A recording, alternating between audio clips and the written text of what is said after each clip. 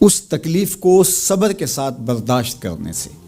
اگر وہ واویلا کرتا ہے، ناشکری کے کلمات کہتا ہے، تو تکلیف تو ختم نہیں ہوتی لیکن اجر زائل کر دیا جاتا ہے۔ تو اس لیے ہمیں ہر صورت کے اندر صبر کے دامن کو مضبوطی سے تھامنے کی تلقین کی گئی ہے، اور اہل ایمان کو یہ بھی سبق دیا گیا کہ جب انہیں کوئی بھی مصیبت پہنچتی ہے تو وہ کہتے ہیں انا للہ و انا الیہ راجعون، کہ ہم اسی کے ہیں اور اسی کے حضور پلٹ کے جانا ہے۔ تو یہ وہ امر ہے کہ جو ان کی طبیعت کے اندر ٹھہراؤ پیدا کرتا ہے اور ان کی زندگیوں کے اندر اللہ تعالیٰ جل شانہ پر جو یقین ہے اس کا پتہ دیتا ہے۔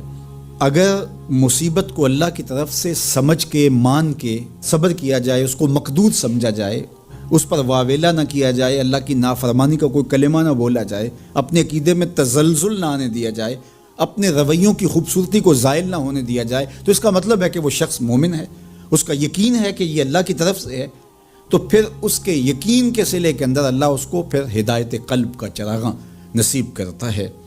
اور فرمایا واللہ بکل شیء علیم، اور اللہ ہر شے کو جاننے والا ہے، اسے پتہ ہے کہ کسی پر مصیبت نازل کیوں کرنی ہے، اور اس مصیبت سے اس کا امتحان لینا مقصود ہے، اس کے درجوں کو بلند کرنا مقصود ہے، اس کے گناہوں کو معاف کرنا مقصود ہے، اس کو کسی آزمائش میں ڈال کر کے اس کو مزید کندن بنانا مقصود ہے، یا اس کا کیا مقصود ہے، اس کو سزا دینا مقصود ہے، یہ اسے پتہ ہے۔ تمہارا رب تمہاری طرف آنے والی جو تکلیفیں ہیں ان کے اندر ہزارہا پنہا حکمتوں سے واقف ہے۔ یہاں یہ بات بھی سمجھنے کے قابل ہے کہ جو شخص مصیبت کے آنے پر صبر اور استقامت کے ساتھ اس سے نپٹتا ہے اور اللہ پر جو اس کا یقین ہے اس میں تزلزل پیدا نہیں ہونے دیتا، کل من عند اللہ، اے محبوب فرما دیجئے جو کچھ ہے وہ تمہارے رب کی طرف سے، یہ اس کا خیال اور فکر ہے کہ یہ میرے اللہ کی طرف سے، تو پھر اس مصیبت کو ٹالنے والا بھی وہی ہے۔ تو اگر یہ اس کا عقیدہ پختہ تھا تو پھر وہ مالک کی دہلیز چھوڑ کے، مالک کی چوکھٹ چھوڑ کے کسی اور دہلیز پہ نہیں جائے گا، کسی اور چوکھٹ پہ نہیں جائے گا، وہ اس مصیبت کو دور کرنے والا مؤثر حقیقی اللہ کو ہی جانتا ہوگا اور اسی کے حضور دعائیں کرے گا، التجائیں کرے گا، کسی شرک کا ارتکاب نہیں کر سکتا ہے، اور وہ مالک کی دہلیز سے کبھی روح گردانی نہیں کر سکتا، بلکہ اس تکلیف کے آنے سے وہ اپنے رب کے ساتھ اور زیادہ جڑ جائے گا۔ اور اگر وہ صبر کرے تو یہ اس کا ایک مرتبہ ہے کہ وہ حوصلے کے ساتھ اس تکلیف کو برداشت کرے، اور دوسرا مرتبہ جو اس سے بڑھ کر ہے کہ اس پہ اللہ کی رضا کے سانچے میں اپنے آپ کو ڈھال لے کہ جے سونا میرے دکھ وچ راضی، میں سکھ نو چلے ڈاواں۔ اگر وہ اس بات پہ راضی ہے تو کوئی بات نہیں ہے، میں اس پہ راضی ہوں کہ میرے رب کی یہ رضا ہے۔ تو یہ دونوں چیزوں کا مل جانا، یا دونوں میں سے کسی ایک کا مل جانا، یہ اللہ کی طرف سے اس کو دیا گیا انعام ہے جو اس مشکل حالات میں اس کو حاصل ہوتا ہے۔ اب وہ کس کیفیت میں ہے اللہ تعالیٰ اس کو خوب جانتا ہے، کہ وہ اس پہ صبر کر رہا ہے یا اس کا اندر ڈول رہا ہے، اس کا عقیدہ کمزور تھا اور وہ کمزوری کے باعث جو ہے وہ تزلزل کا، تذبذب کا شکار ہو گئے، تو یہ تمہارا رب خوب جانتا ہے۔ تو تمہارے سینے کے اندر چھپی ہوئی کیفیت تمہارے رب کے علم میں ہے۔ حضور علیہ الصلوۃ والسلام نے فرمایا کہ مومن کا معاملہ بھی بڑا عجیب ہے کہ اسے اگر تکلیف ہوتی ہے تو اس پر وہ صبر کرتا ہے، یا اسے خوشی ملتی ہے تو اس پر وہ شکر کرتا ہے، تو دونوں صورتوں میں اللہ اس کو اجر عطا کرتا ہے، اور یہ صرف شان مومن کی ہی ہے کہ وہ مصیبت پر صبر کرے، بلکہ فرمایا کہ مومن کے پاؤں میں کانٹا بھی چبھتا ہے تو اس کا بھی اس کو اجر دیا جاتا ہے، اس کے درجے بلند ہوتے ہیں، اس کے گناہ معاف کر دیے جاتے ہیں، اس کی خطاؤں سے درگزر کر لیا جاتا ہے، لیکن یہ مشروط ہے۔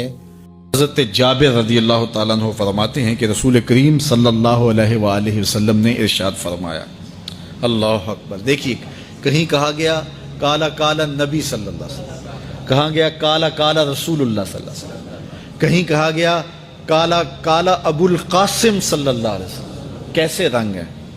حضرت عائشہ بھی روایت کرتی ہیں حضور کی حدیث، تو کبھی نہیں کہتی کہ کالا کالا زوجی، میرے شوہر نے کہا، وہ بھی کہتے ہیں کالا کالا رسول اللہ۔ میرے رسول نے کہا. حضرت عباس روایت کرتے ہیں تو کبھی نہیں کہتے کہ میرے بھتیجے نے کہا, وہ بھی کہتے ہیں قال قال رسول اللہ صلی اللہ علیہ وسلم. اللہ اکبر. حضرت علی روایت کرتے ہیں, حضرت علی حضور کے بھائی لگتے ہیں نا, تو کبھی نہیں کہتے قال قال اخی, میرے بھائی نے کہا, وہ بھی کہتے ہیں قال قال رسول اللہ صلی اللہ علیہ وسلم. اللہ اکبر. یار رسول کا رشتہ کتنا بڑا رشتہ ہے. تو کوئی نہیں کہتا میرے شوہر نے کہا ہے, کوئی نہیں کہتا میرے بھتیجے نے کہا ہے, کوئی نہیں کہتا کہ میرے بھائی نے کہا ہے, سارے کہتے ہیں میرے رسول نے کہا ہے. تو یار یہ کتنا بڑا رشتہ ہے, کتنا عظیم رشتہ ہے. تو اس رشتے کے ساتھ فخر ہوتا ہے, ناز ہوتا ہے. اللہ اکبر. تو یہ کیا کہتے ہیں, قال ابو القاسم. اب یہ کہتے ہیں قال قال رسول اللہ صلی اللہ علیہ وسلم. رسول کریم صلی اللہ علیہ وسلم نے ارشاد فرمایا, اردت علی النار, میرے اوپر جہنم کو پیش کیا گیا. میں نے جہنم کا ملاحظہ کیا تو میں نے وہاں ایک عورت کو دیکھا, اس کی ایک بلی تھی. اس بلی کی وجہ سے اس کو میں نے عذاب میں مبتلا دیکھا. کیسے بلی کی وجہ سے اس کو عذاب دیا جا رہا تھا؟ اس نے بلی کو باندھا ہوا تھا, قید کیا ہوا تھا. نہ تو اس کو وہ کوئی دودھ دیتی تھی, کوئی اس کو کھانے کے لیے چیز دیتی تھی, اور نہ ہی اس کو چھوڑتی تھی کہ وہ زمین کے کیڑے مکوڑے کھا کے اپنے پیٹ کی آگ بجھا سکے. یہاں تک کہ وہ بلی بھوک کی وجہ سے مر گئی. رسول اللہ فرماتے ہیں بلی کی اس مالکہ کو میں نے جہنم کی آگ میں جلستے ہوئے دیکھا. اور عمر بن عامر الخزائی, بنو خزاعہ کا شخص عمر, اس کو میں نے دیکھا اپنی انتڑیوں کو جہنم کی آگ میں دھکیل رہا ہے.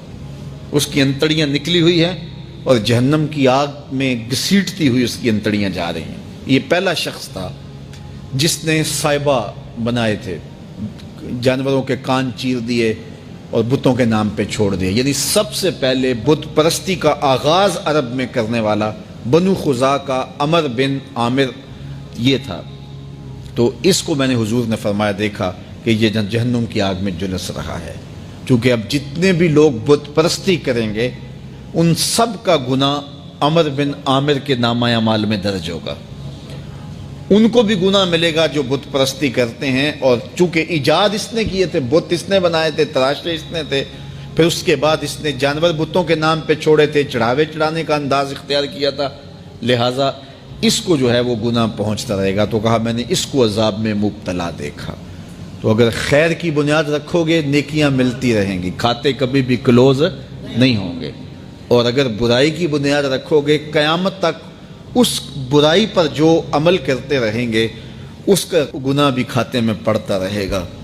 اللہ اکبر. تو ہمیں اچھائی کی طرح ڈالنی چاہیے, نیکی کی طرح ڈالنی چاہیے.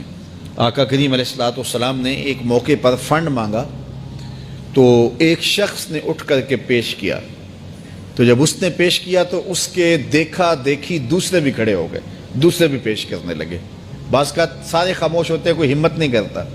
تو ایک کھڑا ہوا تو اس کو دیکھ کے دوسرے بھی کھڑے ہو گئے. تب حضور نے فرمایا تھا من سنّا فی الاسلام سنتن حسنتن فلہ اجرھا, جس نے اسلام میں کوئی اچھا طریقہ رائج کیا اس کو اس کا اجر ملے گا. اور پھر اس کی دیکھا دیکھی جس نے بھی کوئی اچھا کام کیا اس کا اجر بھی اس کے اجر کی کمی کے بغیر اس کے کھاتے میں بھی داخل ہوتا رہے.